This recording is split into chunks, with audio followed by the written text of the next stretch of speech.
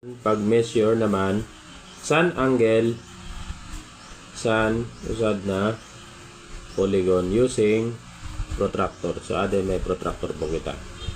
So, halimbawa, i-measure tayo na A. So, lagay tayo angle A equals, okay. Nakikita nyo yun siya. Nakikita nyo yun nakurit. So, amin yun nakurit. Ibubutang tayo na din nakurit. Ipaplastar tayo na da.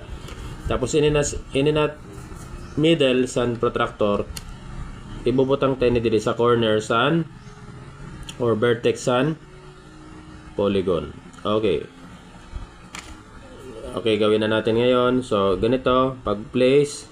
Okay, make sure na naka-flat yung linya doon sa linya ng protractor. Okay. So, tingnan natin. So, paano babasahin yung protractor? Okay, so since nandito yung side natin, so dito tayo magsisimula sa pula kasi nandito yung 0. Okay, so 0, 10, 20, 30, 40, 50. Okay, hanapin natin yung side kung saan siya na-fall. Okay, so nandito, nakikita po natin, ito yung side na yan, no? Ito. Okay, itong side. Okay. So, ilan po yan? 130. So, lagay natin 130 degrees. Kasi yung measure ng angle is expressed in degrees. Okay. Let's try another. So, dito tayo sa angle B. Okay, another example, angle B. Okay, sa angle B po natin. So, ganito pa rin, no? Dito, ilalagay pa rin natin dito yung side. And then, dito yung sa center, ang corner. Okay. So, let's place. Yan. Okay. So, nasa gitna na po.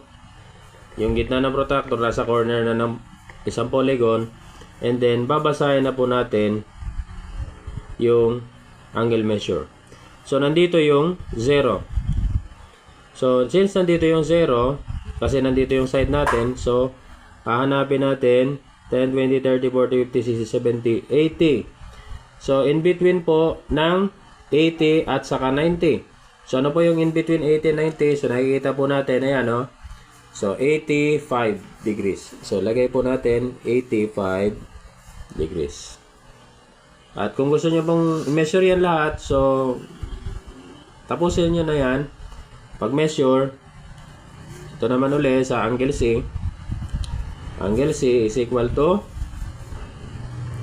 dito po, angle C.